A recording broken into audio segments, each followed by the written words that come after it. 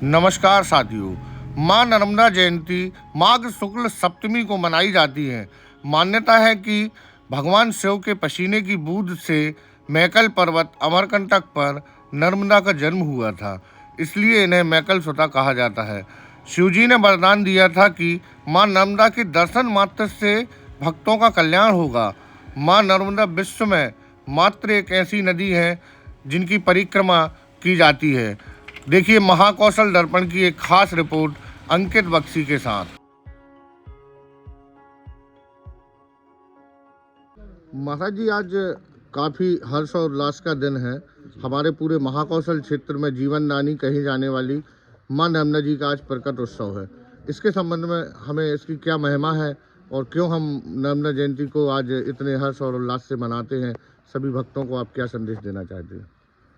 माँ नर्मदा जन्मोत्सव जो कि माघ मास शुक्ल पक्ष सप्तमी तिथि को माँ नर्मदा जी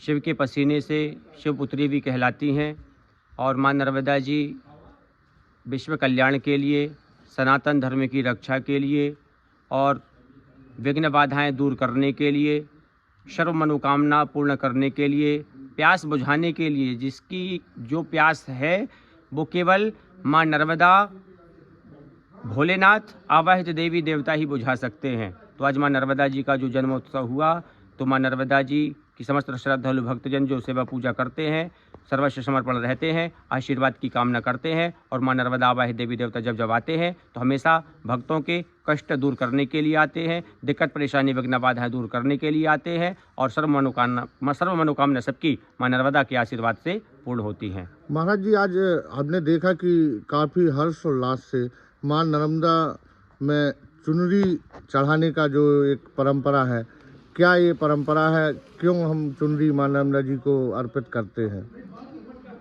माँ नर्मदा जी को चुनरी अर्पित, जैसे कि मान लीजिए कोई बालक हो, कोई बेटा हो, कोई बेटी हो, जन्म जो लेते हैं तो उनके लिए वस्त्र की आवश्यकता होती है। तो जो ये चुनरी है, ये माता रानी का वस्त्र है, वो अपन समर्पण करते हैं, माता रानी उसे स्वीकार करती हैं और आशीर्वाद देती हैं। आशीर्वाद विशेष रूप से सबके ऊपर रहता है। महाराज जी, सर्व क्षेत्रवासियों को एक और आप लास्ट एक संदेश क्या देना चाहते हैं कि कैसे हमें माँ नर्मदा जी के पूजन अर्चन करना चाहिए और कैसे हमें अपने जीवन में बदलाव लाना चाहिए?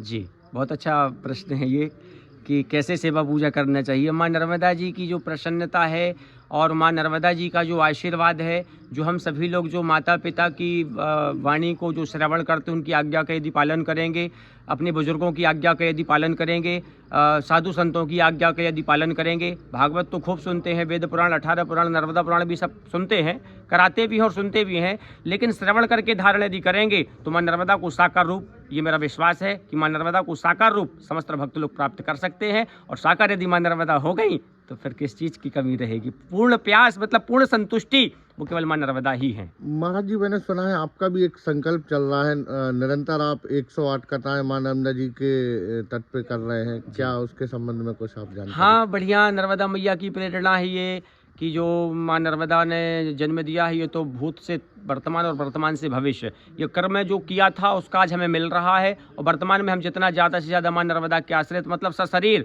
यदि नर्मदा मैया के चरणों में समर्पण कर देंगे, नर्मदा मैया के हैंड ओवर कर देंगे, तो आने वाला जो भविष्य है, हमारा हो या संसार का हो या किसी का भी हो, वो हर प्रकार से उज्ज्वल होगा और आनंद ही आनंद, विशेष रूप से पूर्णतः आनंद ही आनंद रहेगा। तो सर्वस्व समर्पण रहना चाहिए और भगवान का गुणानुवाद स्वयं कर रहे हैं और सभी लोग भगवान का नाम जप संकीर्तन आदि कर रहे हैं। ये माँ नर्मदा की प्रेरणा है कि करते रहो और कराते रहो। राधे राधे जी।